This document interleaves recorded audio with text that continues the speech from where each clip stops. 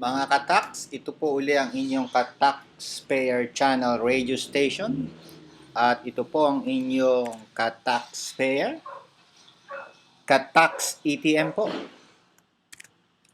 Sana mayroon po kayong pagkakataon na i-share itong aking movie, video, and radio comments sa mga kakilala po ninyo para mas maraming taong nakakaalam ng tamang paraan para makapag-comply sa batas at maiwasan ang tax problems ay dumami. Ang pag-aaralan po natin ngayon ay ang responsibilidad ng taxpayer na proteksyonan ang kanyang sarili laban sa mga inaakalang katiwalian ng mga taong gobyerno. Ito po ay nasasaad, ito po kung nababasa po nyo sa screen ninyo. Ayan, ha?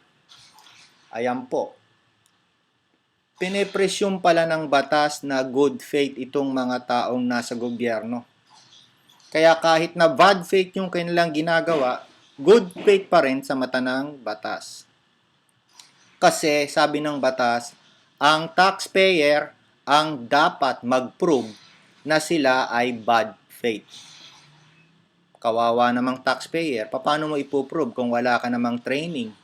Gagawin ng 12 years ang elementary at ang high school. Dapat ang ituro ay ang batas dun sa idadagdag na 2 taon. Kasi lahat naman tayo kailangan maging civilized. At sa pagiging civilized, kailangan alam natin ang mga batas. So, paano magiging irregular ang regular kung yung pong ginawa nila ay hindi naaayon sa batas? Kung hindi natin alam ang batas, paano natin masasabi na yun ay irregular? So, pag-aralan natin ang sinasabi ng Supreme Court. Sabi ng Supreme Court, pwede daw i-set aside o tanggalin o ipawalang bisa ang anumang aksyon ng taong gobyerno, especially po ang mga BIR official, kung mapapatunayan ng taxpayer, kawawang taxpayer, siya ang dapat magpatunay ang 4 na elemento na nagsasabing ang ginawa po ay irregular. Number 1, nakikita nyo po ba ito? Yan, kailangan patunayan mo na may error of law. Number 2, mayroon pong abuse of power. Sobra-sobrang paggamit ng power. At number 3, lack of jurisdiction. Walang karapatang umaksyon o walang karapatan na makipag-usap sa inyo. At mayroon, ang last po ay grave, ha? Kailangan po ay grave. Grave abuse of discretion. At ang grave abuse of discretion ay dapat daw po ay conflicting with either the letter or the spirit of legislative act. Kanina lang pinag-aralan natin ang how to use the evolution of law. Yun lang po yun. Kung alam nyo po paano nag-e-evolve ang law, madali nyo pong ipoprove. Madali nyo ipoprove na there is error of law. Ano ba yung error of law? Ang error po, maliho yung pag-a-apply o interpretasyon. Ang bigat nun. So, dapat marunong pala kayong mag-interpret ng tama yung mga taxpayer. Number 2, ano yung abuse of power? Dapat alam ninyo ano yung power na dapat niyang i-apply. So, kung hindi nyo alam yung power na dapat niyang i-apply, paano nyo masasabi na may abuse of power?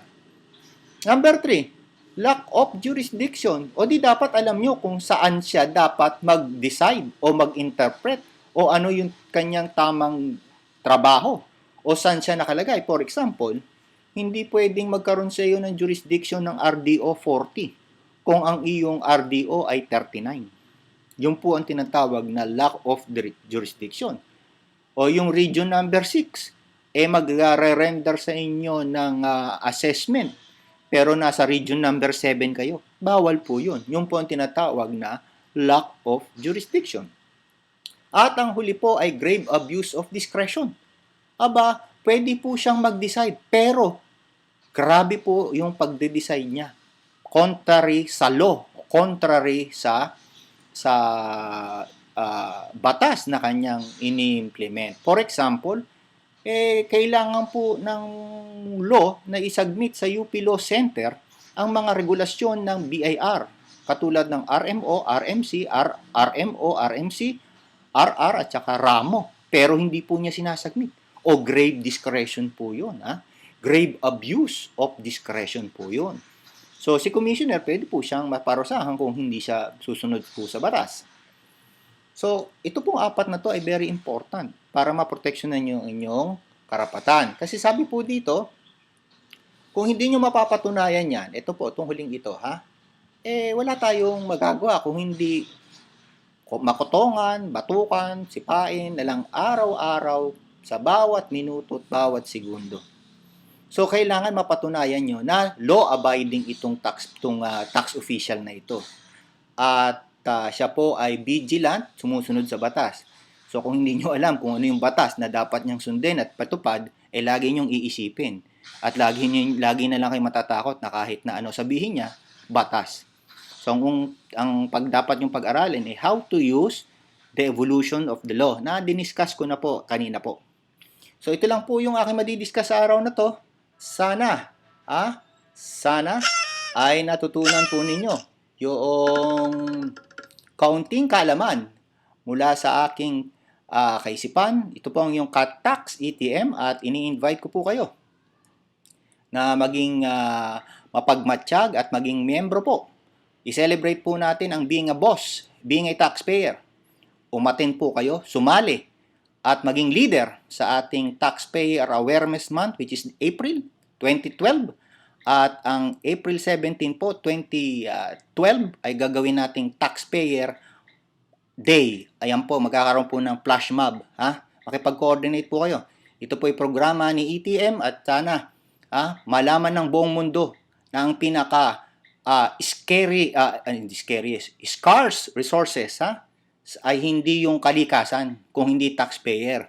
Kasi kung walang taxpayer, wala pong government. Marami pong salamat. Ito po yung Tax ETM. Magkita-kita ulit tayo sa ating Ka-Taxpayer Channel.